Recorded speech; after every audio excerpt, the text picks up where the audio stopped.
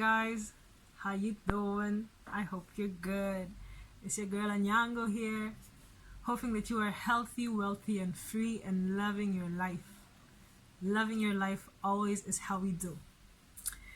I'm going to be my own worst critic today. I did something stupid, something very disappointing, but also something that I think, or I know that I have been doing for some time, and I finally caught wind of it.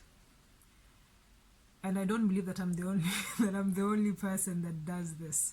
So I'm going to share, and I hope you will not go all haters on me or wherever it is. Okay. So we know that Chadwick Boseman just passed away, and my previous video was really emotional about it because he has done wonderful things. China McClain actually got the opportunity to meet him on, I think, a few occasions as they were prepping or as they were trying to get the cast for Black Panther.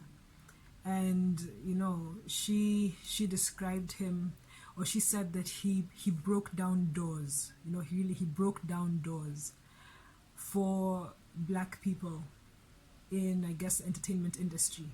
And he broke down doors for us as just Black people, and having the pride of a superhero, Black Panther in Wakanda saving the world. You know, it was awesome, yeah? And we all love him for it. And may he rest in eternal peace forever and a day. So, what I did now after making that video, that was, I think it was 2 days ago. Was it on Saturday? It was on Saturday because he did pass away on Saturday. And then yesterday I decided that I was in such a grieving mood. You know, I was grieving so much that I could not make my video.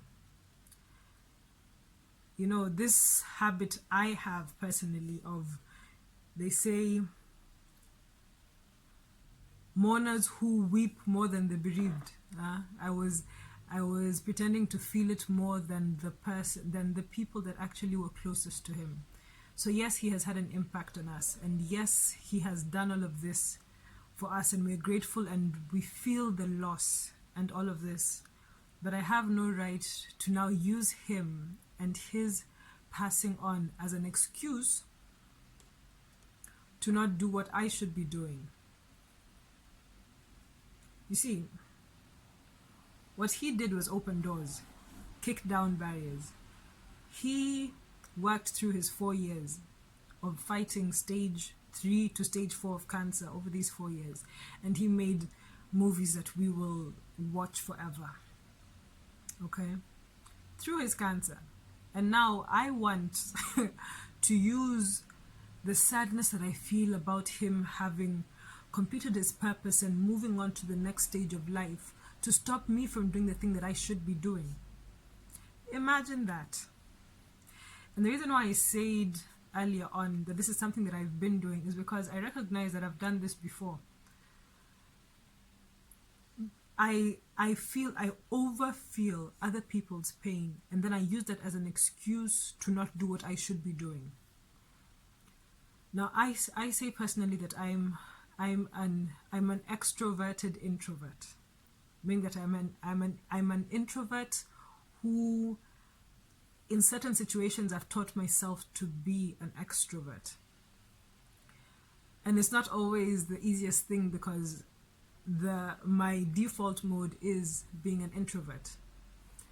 So when I get the slightest chance to hide back in, any excuse, you know, to just hide back in. So the small excuses have kinda, you know, those ones have been overtaken by life and I cannot use them anymore, I guess.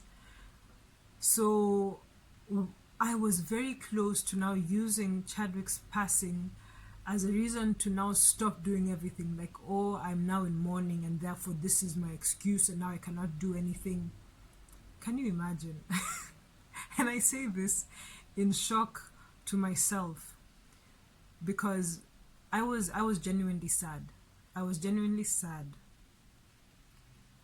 And then I had to take a beat and realize I am sad and therefore I won't do this. And then what? And then what? Then I just sit here and cry like I've lost. Yes, we have lost a person, but he lived his life. All I can do is be grateful and now live my own, you know?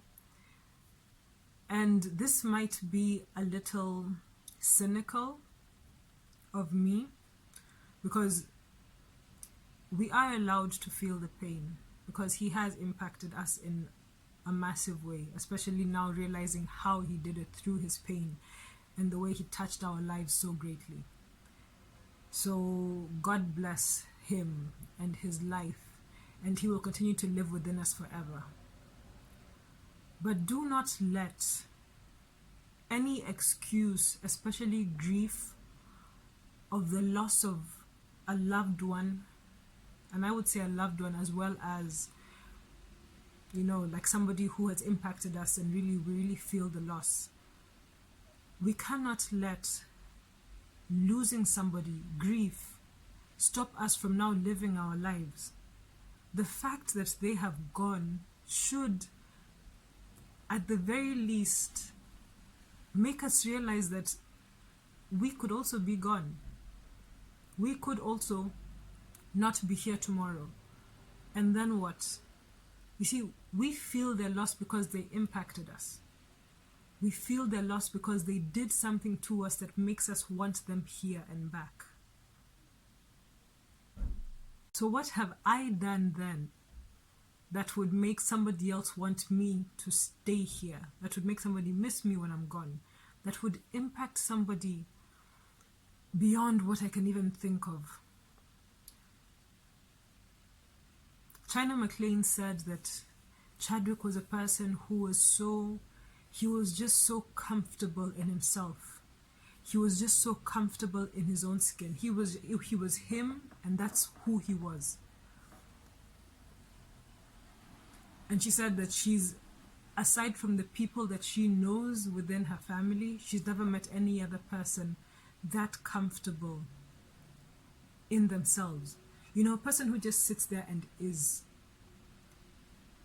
I be who I am. It is what it is. I just am. You take me as I am. There's nothing more that you can find. He was comfortable in himself.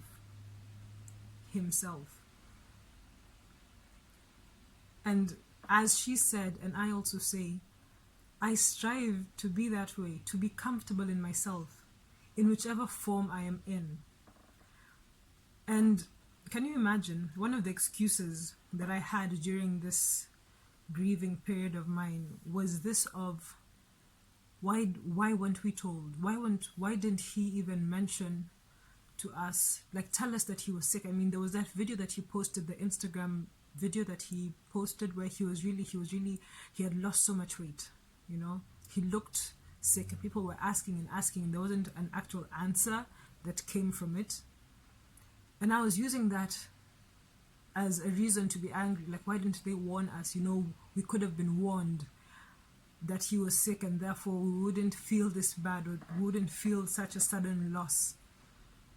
It's none of my business. First of all, it's none of my business. Secondly, I don't know what was going through his mind. So when I think of it now, it could be that he thought, I want them to remember me as I was, strong as I was, good as I was, you know? I want them to know me as that person. I want them to know me as Black Panther, to remember me that way, right? Because he did just go quiet and nobody really knew. Okay, the fans, I mean, of course those ones who were close to him knew, but then the rest of us, never, yeah. But then I think about it and I'm like, then why did he speak up? Why did he make that Instagram video that actually showed that he had lost so much weight and caused all of this confusion and all these questions and everything? And my mind goes back to China McLean saying he was just so comfortable in himself. And this was a time when he had to speak out. It was on the Black Lives Matter protests that were going on. he had to speak out. He had to. He couldn't just be quiet. So he had to speak out. And even in his speaking out, he was comfortable in himself. He was okay. And that's the only post that he had. Beyond that, there were pictures of him in a wheelchair being taken to the emergency room. There were pictures of him with a walking stick. There was so much happening. So clearly, he did not want to speak out about his cancer. He did not want to. For reasons best known to him and his family, and those closest to him and his loved ones. But he did it, you know. He left us suddenly, but just the same way he brought us so much joy suddenly. And I think back to Black Panther, the first time when I actually watched it, and I was in such awe and amazement. I loved the movie, and it did things to me, you know, that give me such pride and confidence in being black and in Black Panther and in the possibility of a Wakanda. In the possibility of a Wakanda today. And for that I am grateful. And that in itself should give me a reason to keep doing what I'm doing or what I'm trying to do faster. And not now give me a reason to now sit back and slump and be like, oh my gosh, we've lost another one. It's so sad. Now I'm depressed. Depressed for who? Depressed about what? And then Anyango, and then all the reasons that I can come up with are absolutely moot. Because at the end of the day, you're going to leave. At the end of the day, I will be gone. Will I be as comfortable in myself to leave as Chadwick Boseman was? Will I be as comfortable then to not let it rattle me enough to want everybody to be around, to want everybody to be concerned? But no, he wanted it to be happy with the part of me that you got, but this part as I'm leaving, because he knew he was going, this part was meant for him and his family and his people. That was for them. And I respect him for that. I respect him for being who he was. And now I tell myself to stop mourning more than the bereaved, because I do not have that right. I do not have the right to waste that time. I do not have that right to waste all of that time instead of doing what I should be doing, because it's disrespectful to those who I should be affecting with my life and what I purpose to do. And this is to you too. Whatever reason you're giving yourself, because I don't really think there's anything more serious, more weighty than the idea of death, because that is the end. Death is the end. And even that you cannot use as a reason to not do what you should be doing. Not even death. Because the person that has left us has done their part. What is yours? What is my part now? What am I meant to be doing before the time that I will leave? Because I will. And you will. What are we doing? What are we doing? So, I am rejuvenated, I am happy, I am excited for what he has left us with, and excited for what the rest of us should now do. As I said, churning out new superheroes. We need more, faster, faster. So churning out more superheroes. Let's figure that out. All right.